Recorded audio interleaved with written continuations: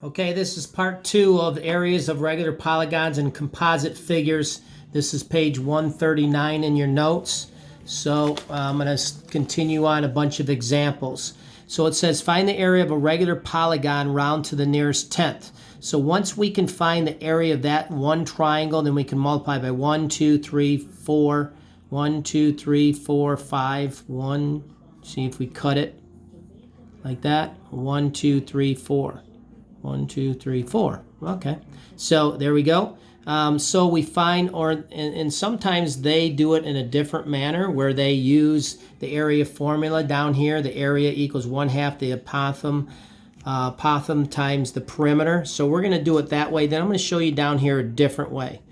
Sometimes you can do it that way. Sometimes you can't. It depends on the problem. So first of all, we find the measure of the central angle. So 360 divided by the number of sides, 6.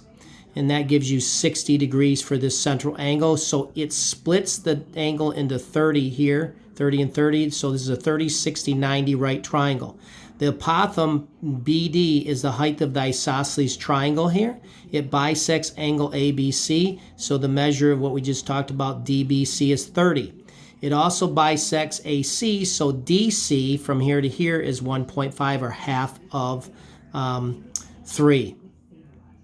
Okay, so triangle DBC is a 30, 60, 90 right triangle with a shorter length that measures 1.5. So BD, if this is 1.5, then BD is 1.5 times the square root of 3. Make sense? Okay, so then from there use the apothem and the side length to find the area. So we would say area equals 1/2. The apothem, which is from B to D, is 1.5 times the square root of 3, which you get from there, times 18. 18 is the perimeter. 3 plus 3 plus 3, 3, 3. 3 times 6. Does that make sense? And you get 23.4 square meters. Remember, area is square in nature. All right, now let's look at this next example.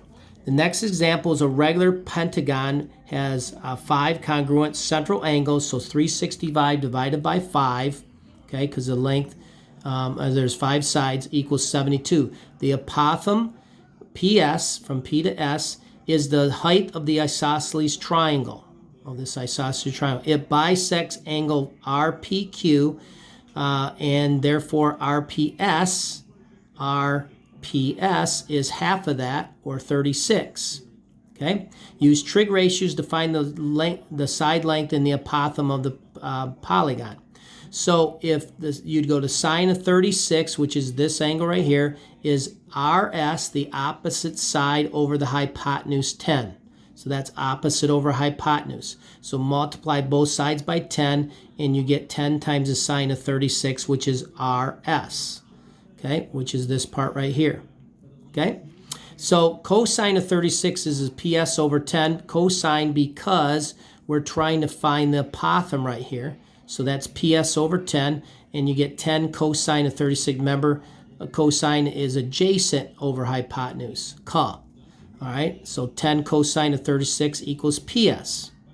So remember that QR, that length, QR is double RS. Well, RS was 10 times the sine of 36, so it's going to be 20 times the sine of 36. Okay?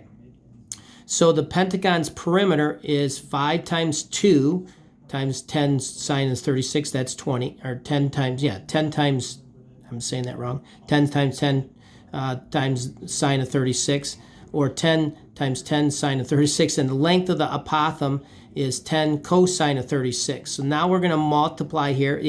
2 times 5, 10. What am I talking about? All right, I'm trying to go too fast, that's why. So we get 1/2, 10 times the cosine of 36, which is the apothem. All right, right here. PS, sorry. And then times 10 times 10 sine of 36. Right there, which is the perimeter. And therefore you get 237.8 square inches for your answer. And that's how you kind of do that one. I would use numbers instead of using the 10 and the 10 and then multiply by 2, etc., etc. You're going to see in my example, I just used numbers, approximate numbers. So now I'm going to try a couple examples over here. This is just a long section, and the only way to do it is do it piece by piece. All right, so a composite figure is a figure that can be separated into two regions that are basic figures, such as triangles, rectangles, trapezoids, and circles. To find the area of the composite figure, find the area of each basic figure and then add them together, or sometimes you got to subtract. So I got a couple addition ones, and then I got a subtraction at the bottom. So find the area of each figure, round to the nearest tenth. So this figure I divided up by putting a dotted line here into a rectangle and a trapezoid. The rectangle is 8 times 12, or 96 square inches. That's your rectangle. The trapezoid is 1/2 the height times the sum of the two bases, so 1/2 times 7. Now where did I get the 7 from? The 7's from here to here. So that 7 is this length, which is 15 minus 8, is this length 7 of that trapezoid, because the trapezoid is on its side. And then the sum of the two bases are 5 and this base here, which is 12, opposite this 12 right there. Okay, that's the figure you're talking about. So you get 59.5 square inches. You add those two together and you get 155.5 square inches, which is the answer to this problem right there, 155.5 square inches. This one, you're going to divide this up. This length here is 31. This length here is 22. So I'm going to cut this down here, and you should know in your Pythagorean triples, 9, 12, 15. That's 9 because you got to go 31 minus 22, and you get 9 for this length of this triangle. So number 1, this number 1 is a triangle. So I'm going to circle this as area number 1, area number 2, and then this area number 3. Okay? So area number 1 is the area of a triangle, 1/2 9 times 12, or 54. The area of the rectangle is 12 times 22, okay, which is 264. And then we have half the area of a circle. So we got to find that radius right here, which is half of 12, because 12 is this length all the way across the diameter. So half is 6. So you go half times pi times 6 squared, get 56.5. Add these three up, and you get 374.5 square inches.